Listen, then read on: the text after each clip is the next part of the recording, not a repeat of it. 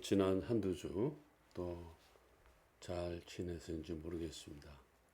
너무 더워서 아주 혼이 났는데 제 경우에는 작년보다는 그래도 좀 덜 더운 것 같아요. 제가 60 넘어 살면서 작년같이 더웠던 것은 때는 별로 없지 않았을까 그렇게 생각을 해봅니다. 그런데 일본으로 중국으로 태풍이 오는 바람에 금년에도 만만치 않은 더위였는데 그 더위가 한풀 꺾였습니다. 아침 저녁으로는 꽤 선선하고 지낼만도 한데 또 세계 도처에 이 지진이 남미와 오늘은 또 인도네시아에 지진이 났다는 그런 보도를 접했습니다. 참 바람잘 날 없는 것 같습니다. 어쨌든 그래도 우리 믿는 성도에게는 주님의 말씀의 그 깊은 의미, 깊은 뜻을 우리 생활과 함께 더불어 새기는 것, 그것이 우리에게 평안을 준다. 그렇게 생각을 해봅니다. 우리가 때로는 넘어지기도 하고 다치기도 하고 어디에 빠지기도 하고 공경에 처하기도 하고 그런 여러 가지 우여곡절이 우리 삶에 많이 드리워져 있지만은 결국에 우리의 삶은 하나님의 인도하심을 따라 갈 뿐이다. 저는 그렇게 생각을 정리하게 됩니다. 제 개인사도 그렇고 여러분들도 그렇고 처음이라 인간이기 때문에 처음 당하는 일은 매우 어렵습니다. 혼란스럽기도 하고 그러나 일이 진행되면서 우리의 삶 가운데는 말씀이 깊이 들어오기 시작하고 그러다 보면은 우리에게 있는 여러 가지 역경과 고난과 시험과 또 여러 가지 위험들 그런 것들이 그렇게 크게 우리를 좌우할 수 없다는 거 그거를 우리가 스스로 느끼게 되는 것 같습니다. 여러분 그런 의미에서 말씀과 함께 또 말씀의 깊은 의미와 함께 하는 삶을 통해서 여러분들의 삶의 평안이 가득하기를 바랍니다. 만족이 가득한 삶보다는 평안이 넘쳐나는 삶, 평강이 넘쳐나는 삶이 여러분과 저에게 필요하다 이렇게 볼 수 있을 것 같습니다. 저는 오늘 우리가 늘 가까이 있으면서도 제대로 이해하지 못했던 구원에 관한 주제를 생각해 보려고 합니다. 이 주제와 관련된 말씀 마태복음 22장 37절에서 40절까지가 되겠습니다. 신약성경 38면 정도에 있습니다.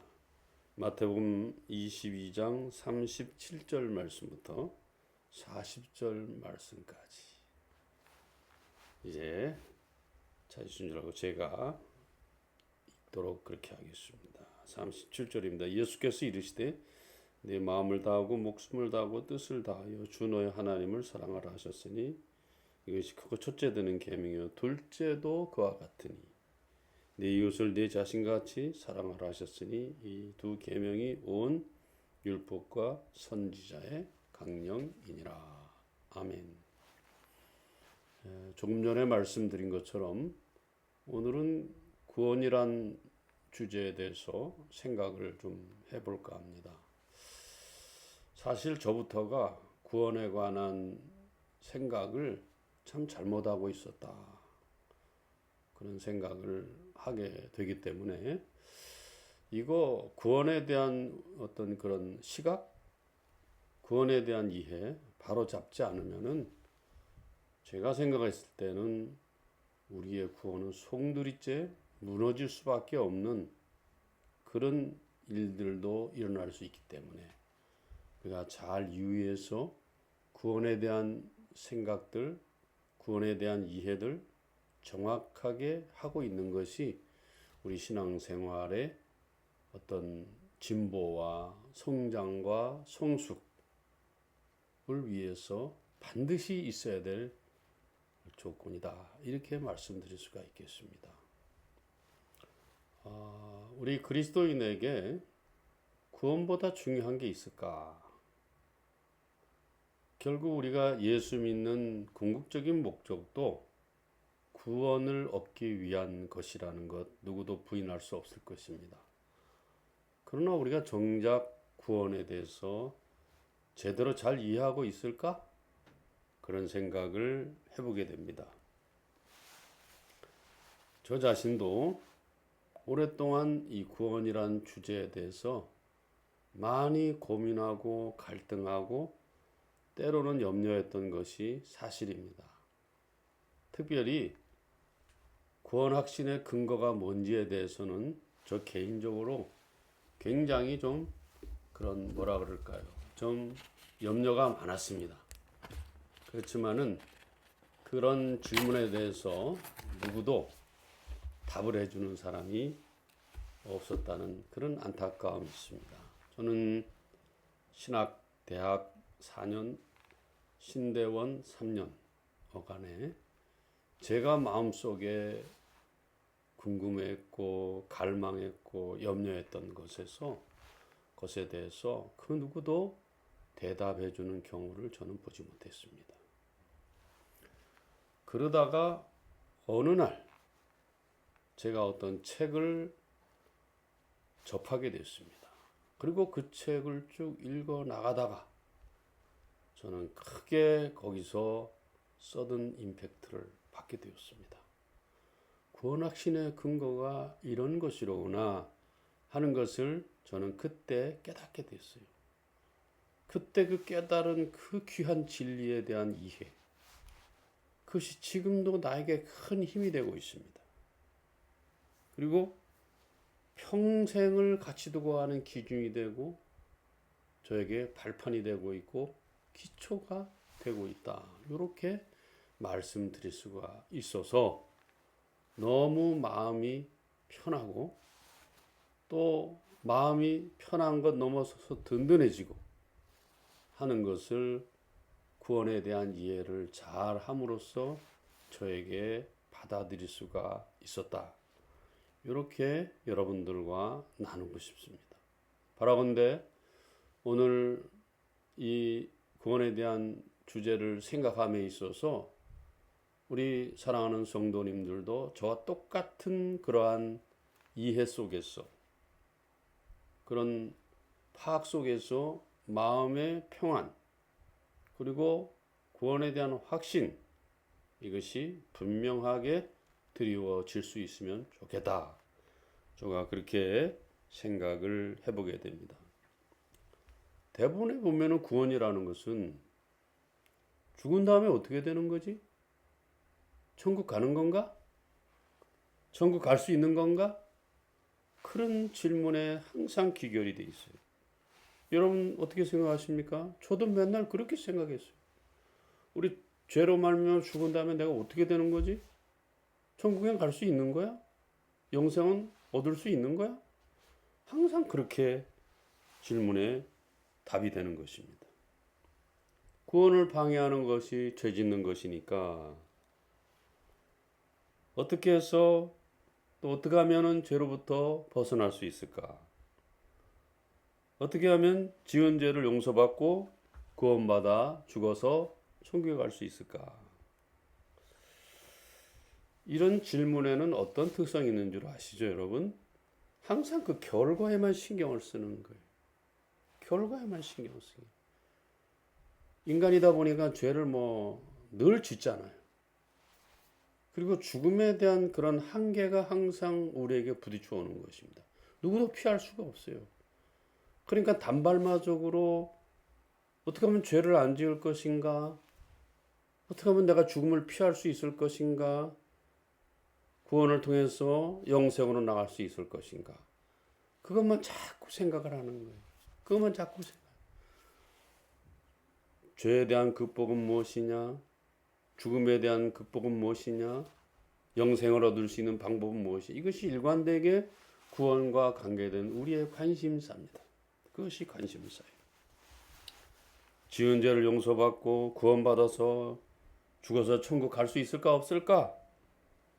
이건 뭘 말합니까? 그 자체 죄 용서받고 또 우리가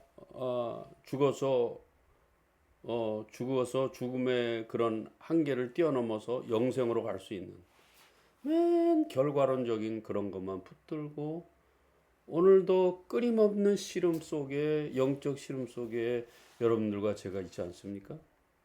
아니면은 그 복잡한 거는 대충 알고 그냥 그럭저럭 지내다가 어떻게 되는 거지 이렇게 생각하는 경우가 대부분인데 이건 아주 어리석은 것이에요.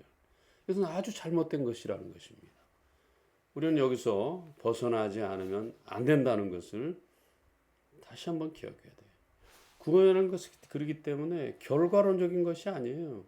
결과론적인 것이 아닙니다. 철저하게 과정적이다. 스텝을 밟아서 하나하나 이루어지게 돼 있다 이 말이에요. 물론 하나님의 관점에서 보면 즉시로 영혼이 완성되는 것이지. 그러나 우리 인간의 관점, 성대의 관점, 교인의 관점에서 보면 절대 그런 것이 아니에요. 한 단계 또 한 단계 또 한 단계 자꾸 넘어가면서 여러분과 저는 구원에 대한 분명한 확신이 점점 세워지게 되는 것이에요. 점점 세워지게 되는 것이.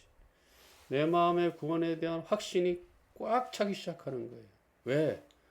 과정 스텝 바이 스텝으로 계속해서 가다 보면은 여러분과 제가 내가 하나님의 은혜 가운데 구원에 서 있구나 하는 것을 짐짓 여러분과 제가 깨달을 수 있게 된다는 거예요. 그런 은혜, 그런 축복이 여러분과 저에게 가득하면 좋겠습니다. 그래서 구원은 한순간에 이루어지는 것이 절대 아니라는 것을 여러분 알아야 됩니다. 근데 또 혹자는 그런 말이에요. 아니 목사님, 예수님 우편에 달려 죽은 강도는 과정이 어디 있습니까? 그전에는 강도질하고 도둑질하고 나쁜 짓 다 했는데 그저 주님 한마디에 그냥 너 오늘 나와 함께 낙원에 있으라 이 한마디 가운데 그냥 다 끝나지 않았습니까? 물론 맞는 말입니다. 물론 맞는 말이에요. 그러나 그것은 아주 특별한 경우고요. 그 사건이 있은 그 뒤부터는 그런 사건은 두 번 다시 있질 않았어요. 그리고 그거는 실행하신 게 예수님이시잖아요. 곧 하나님이신 그분이 그렇게 지명해서 그냥 바로 해결해 버린 게. 근데 우리는 그렇게 됩니까? 잘 안 되는 거예요. 그렇기 때문에 우리가 그런 것만 기대해서는 곤란하다. 이렇게 우리가 생각할 수가 있을 것 같습니다. 그래서 우리가 구원을 생각할 때 아주 중요하게 생각해야 될 게 이게 무슨 어떤 목적적이고 결과론적인 것이 아니고 충분히 과정적이다. 충분히 내가 구원을 이뤄나가는 것은 과정적이다. 하나님 보실 때야 천년이 하루 같고 하루가 천년 같기 때문에 금방 즉시로 영혼이 완성된다. 이렇게 선언할 수 있겠지만은 우리 인간에서 입장에서 겸손하게 보면 많은 시간들이 필요해요. 많은 과정들이 필요해요. 많은 스텝들이 필요한 거예요. 한 발자국 한 발자국 이렇게 걸어나가다면 결국에는 내가 구원의 길에 섰구나. 구원의 길에 있구나. 구원이 완성되겠구나 하는 것들을 내가 스스로 확신할 수가 있는 거예요.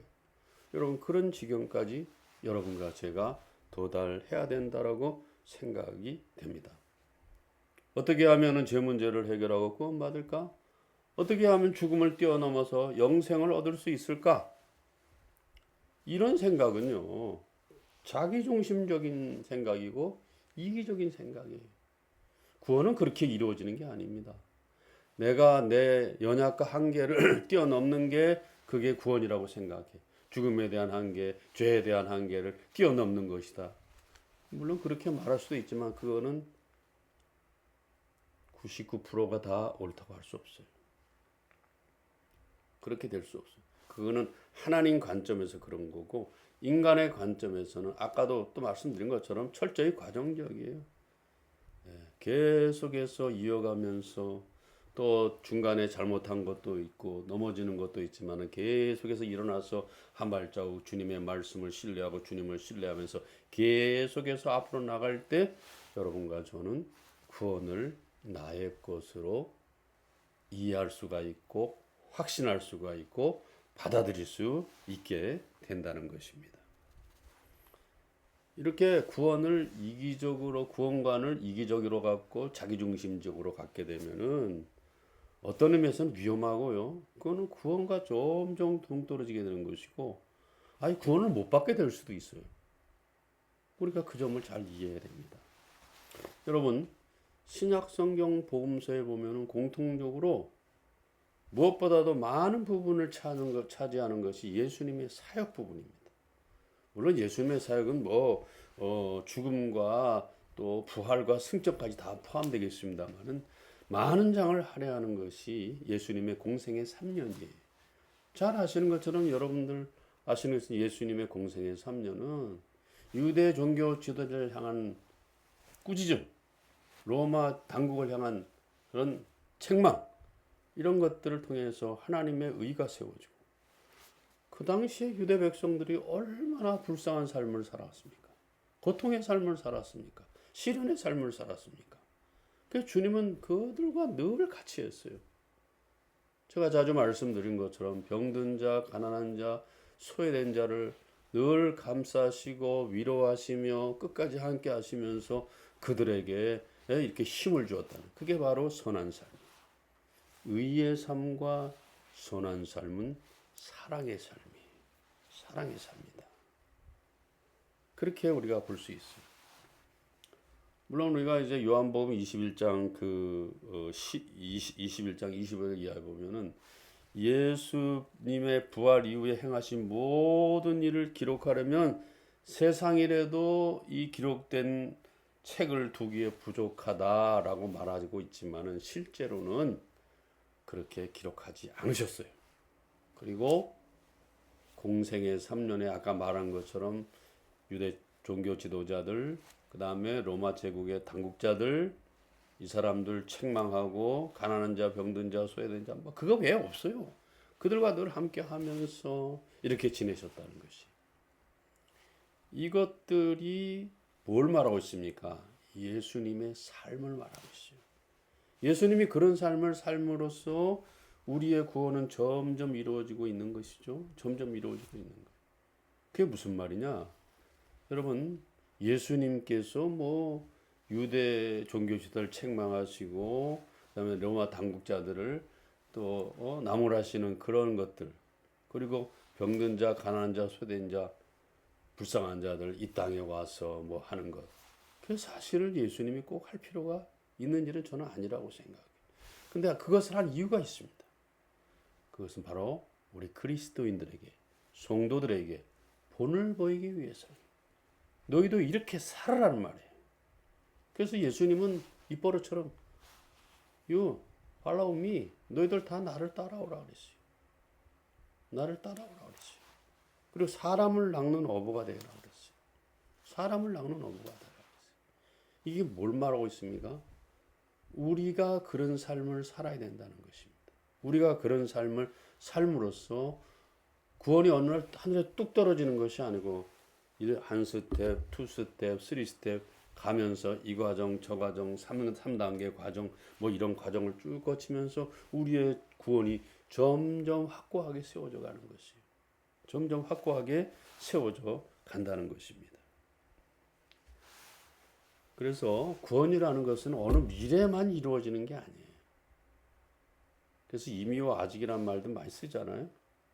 그러니까 하나님 측면에서 보면 다 이루었어. 그러나 그것이 결과론적으로 나타나는 것은 계속 이어지는 우리의 삶을 통해서 세우고 또 채우고 또 변화되고 성숙되어서 쭉 이렇게 이어진다는 그 점을 우리가 놓치지 않았으면 좋겠다는 것입니다. 그래서 성도의 구원은 어떤 삶의 과정, 삶의 단계 이런 것을 통해서 점점 확고해지기 시작하는 거예요. 점점 확고해진다. 우리가 구원받은 자로서의 위치를 강하게 하려면 뭘 바라봐야 됩니까? 예수님의 삶을 바라보고 그 삶을 우리가 따라가야 되는 것이죠. 그렇게 안 하면 우리는 구원 이룰 수 없습니다. 여러분, 예수님은 아침 미명에, 새벽 미명에 하나님과의 어떤 묵상하는 관계를 제외하면은 그냥 거의 24시간을 자는 시간 빼고는 늘 사람들과 만나고 관계를 맺으시고 교제하면서 그 사람들에게 또 위로도 주고 소망도 주고 또 함께 하시면서 다독거려 주고, 이게 바로 그의 삶이었어요. 그게 뭐냐? 관계 아니겠습니까? 관계. 여러분, 우리의 구원은 이웃과의 관계로부터 이루어지는 것입니다. 오늘 본문 말씀 제가 읽었습니다만, 자 보세요. 마음을 다하고 뜻을 다하고 목숨을 다하고 힘을 다하여 주 너의 하나님을 사랑하고, 둘째 계명도 그와 같으니 네 이웃을 네 자신과 같이 사랑하라. 관계를 맺는 거 아니에요? 관계 속에서. 그렇게 될 때 우리는 점점점 주님을 닮아가면서 우리의 구원을 하나씩 이뤄가게 되는 거예요. 바울 사도가 말하는 것처럼 너희 구원을 두려움과 떨림으로 이뤄가라 그랬어요. 이루라 그랬잖아요. 그 무슨 말인지 알겠죠, 여러분? 과정 속에서 하나하나 완벽한 것은 아니지만은 실수도 하고 잘못도 하겠지만 그 삶의 과정 속에서 모든 것을 겪다 보면은 내가 잘한 것은 무엇이고 내가 부족한 것은 무엇이고 이걸 삶을 통해서 슬슬 점점 더 그거를 확신해 가는 것이고, 그거는 구원에 대한 확신을 확고하게 세워가는 하나의 이정표와 기준이 될 수 있다는 것입니다. 그래서 구원이라는 것은 사랑의 이중계명을 내 삶을 통해서 완전하게 따라감으로, 온전하게 따라감으로써 그것은 이루어지는 것이다. 그러니까 구원이라는 것을요, 난 구원 받을 거야 이렇게 생각만 한다고 구원받는 게 아니에요. 그것은 항상 뭐로 이어집니까? 삶으로 이어지게 돼 있어요. 왜? 예수님이 그 삶을 보면 따르라고 그랬으니까 우리가 그 삶을 그대로 보면서 따라가면서 순종하다 보면은 내 구원도 어느 순간부터가 확실하게 그것이 채워지기 시작한다는 것입니다. 교회 전통에 익숙하다고, 신학 지식 많이 한다고,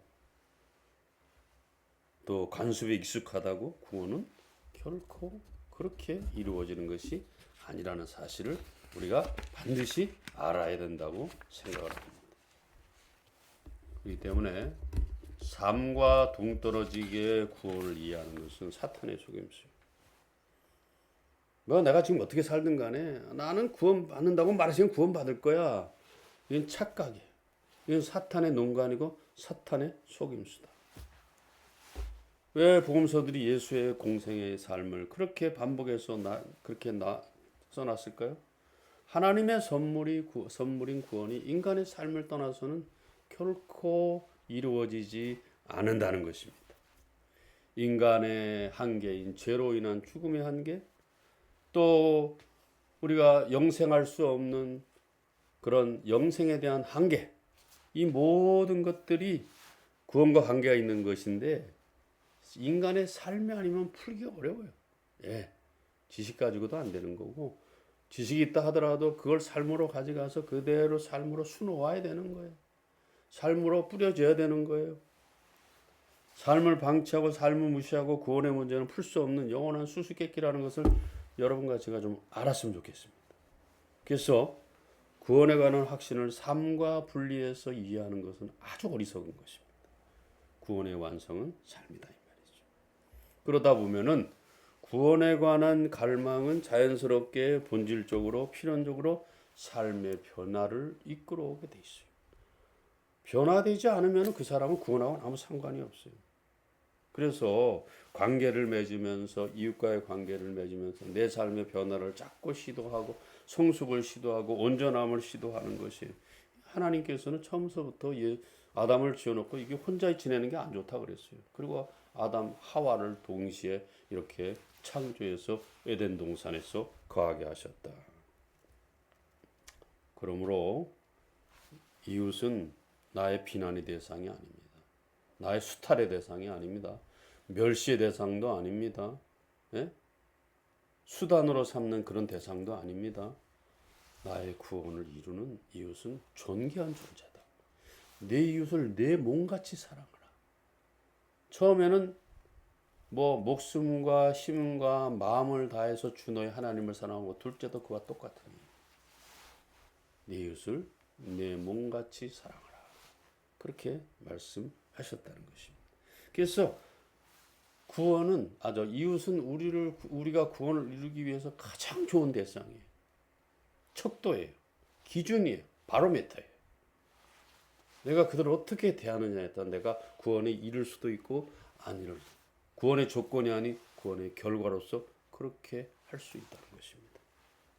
그런데 우리는 어떻습니까? 이웃을 멀리하고, 이웃을 싫어하고, 이웃을 심지어 거부하기조차 합니다. 이런 삶의 모습은 참으로 어리석기 그지없습니다. 이웃을 통하지 않고서는 구원은 없어요. 왜? 예수님이 이웃을 통해서 구원에 대한 성수, 구원에 대한 완성, 구원에 대한 어떤 그런 진척이 어떻게 이루어지는 것을 우리에게 보여주셨기 때문에 그렇습니다.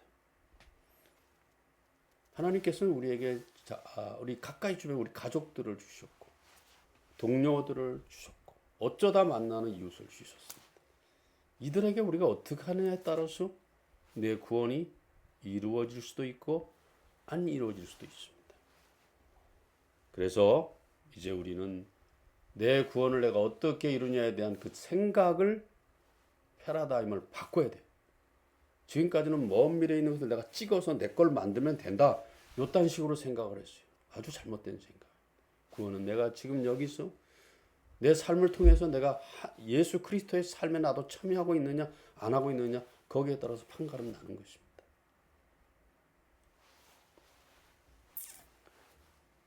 요즘 엄청나게 더워지죠. 한동안 더웠습니다. 근데 한결같이 말하는 게 뭐냐? 일기 예상도 그렇고 미래학자들도 그렇고 목사님도 설교할 때 보면은 이게 다 인간 욕망에서 나온 거예요. 왜? 나 혼자 잘 먹고 잘 살겠다고, 나 혼자 보장받고 살겠다고 하는 그 결과로 나온 이 무더위 아니겠습니까? 나중에는요, 이런 재앙들이 인간을 점점 아주 죽음으로 몰아넣게 될 거예요. 죽음으로 몰아넣게. 전쟁이 일어난다 하더라도 자연 보세요. 전쟁에 죽는 사람이 많겠어요? 재앙에 죽는 사람이 많겠어요? 인간이 자기가 스스로 불러일으킨 욕망에 찌들어 살다 보면은 그렇게 전쟁에서 죽은 사람보다 재앙에서 죽은 사람이 더 많다는 거예요. 그만큼 인간의 욕망이 무섭다는 거예요. 이 점을 우리가 놓치지 않았으면 좋겠다. 이렇게 말씀을 드릴 수가 있을 것 같습니다.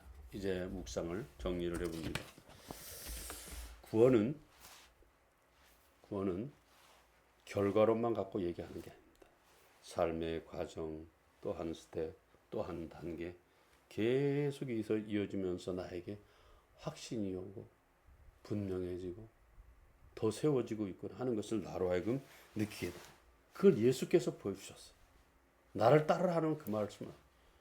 예수님이 성육신이 뭐 필요 있어요? 예수님이 이 땅에 와서 병든 자, 가난한 소년자를 돌볼 필요가 뭐가 있어요? 위에서 그냥 하면 되지. 그냥 마술하는 것처럼 쫙 해버리면 끝나면 신이신데 아무것도 못할 것이 없는데, 친히 오셔서 인간과 관계를 맺고 인간들과 삶을 함께 나누시면서 그들의 고통, 그들의 한계, 그들의 연약, 그들의 문제들 함께 호흡하시면서 죽기까지 그렇게 계속해서 이어져 나가셨잖아요. 그리고 뭐라 했어요? 나 다 이루었다. 구원을 이루었다는 말하고 좀 똑같이 들려요. 내가 다 이루었다. 십자가에서. 그거는 뭐냐? 우리의 구원이 다 이루어졌다는 거예요. 우리가 그렇게 살면은 우리의 구원은 삶이 그 구원의 어떤 결과로서 우리에게 나타나. 조건이 아니고 카톨릭이 아니잖아. 알미니안주의가 아니잖아요. 거기서 이루어진다는 것입니다. 여러분, 이제 구원을 다시 한번 생각해 볼 때예요. 저 멀리 있는 것, 내 욕심을 따라서 끌어잡아 당기고 내 것으로 만드는 게 구원이 아니라는 것. 그래, 값싼 은혜가 아니라는 것. 값싼 구원도 아니라는 것. 내 삶을 거기에 투자하고 내 삶을 드리고 내 삶을 거기에 함께 하면서 주님을 따라갈 때 구원은 점점 더 확실하게 되면서 나에게 다가오는 것이. 내 앞에 있는 어떤 어려움도 두려움도 재앙도 심지어 내 죽음도 나에게 찾아오는 죽음도 뛰어넘을 수 있는 그런 능력이 여러분과 저에게 함께 할 줄로 믿습니다. 오늘 구원에 대한 생각을 다시 한번 패러다임 시프트 하면서 내가 온전하게 이루어야 될 구원이 무엇인가 하는 것들을 다시 한번 생각해 보면 좋겠습니다. 또 이제 선선해지는 날씨인데 또 책을 보기에 좋은 계절이 이제 왔어요. 여러분들 책을 쭉 보시면서 하나님 앞에서 내가 어떻게 이루어가는 구원들을 감사하면서 지치지 않고 연약해지지 않고 물러서지 후퇴하지 않으면서 계속해서 앞으로 나갈 수 있을까?